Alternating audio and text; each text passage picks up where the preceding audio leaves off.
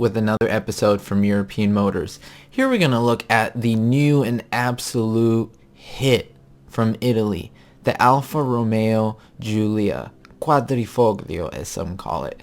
Crazy name. I know maybe a lot of you don't even know what an Alfa Romeo is. Maybe some of you do. Hey, you shouldn't be blamed for it. Alfa Romeo is a car designer basically from Italy that hasn't been allowed in the United States for many years for many different reasons. We don't want to get into those politics, but let me give you a quick history as to what this car is and tell you a little bit about it. The Italian state owned the company from 1932 all the way to 1986. Then it was actually bought by the Fiat group, which is pretty interesting. And then basically in 2007, it was kind of redesigned, reorganized into the Fiat Group automobiles. And now currently it's in the group of Fiat Chrysler Automobiles Italy. That's the official name of all of this. And so again, if you're from the United States, you really don't know a lot about this company unless you're a lot older, pretty much like my father's generation, who's right now in his 50s, because he knew when he was in his country of Argentina all about Alfa Romeo, because in Argentina these cars were allowed, whereas in the US they were not allowed. And how significant this company is, the first racing car was made in 1913, just 3 years after they founded the company, and they actually won the world championship for the Grand Prix car in 1925, the first year.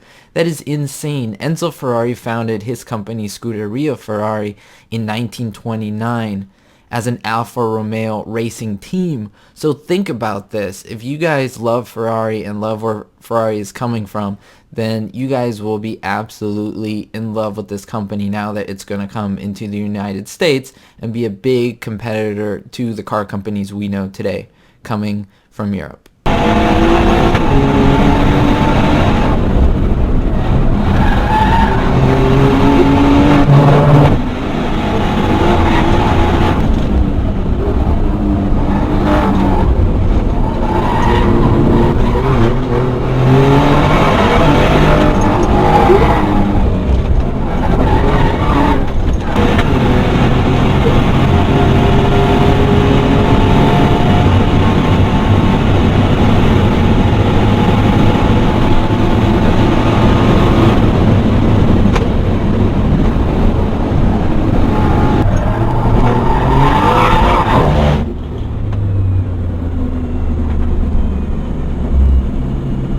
So the reason I wanted to give you that little bit of history on Alfa Romeo is because now we have a new car coming from Alfa Romeo that is going to be allowed into the United States, and again will be a competition to the BMW M3, the C63 AMG from Mercedes. It's going to also be a competition for the Cadillac ATS V. So I mean, this car is coming kind of out of nowhere with a great history and tradition and fighting with the big dogs.